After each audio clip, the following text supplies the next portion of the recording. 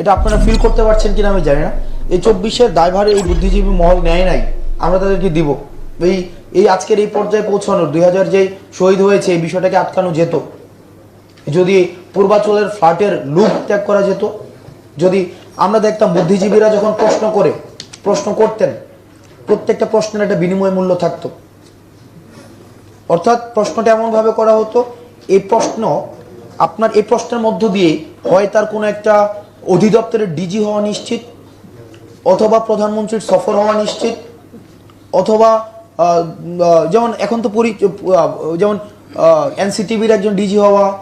তারপর হচ্ছে শিক্ষা অধিদপ্তরের ডিজি হওয়া, বিভিন্ন এই যে অর্থাৎ মাথার মধ্যে at the back side of his mind always থাকতো কি যে আমি এই প্রশ্ন দিয়ে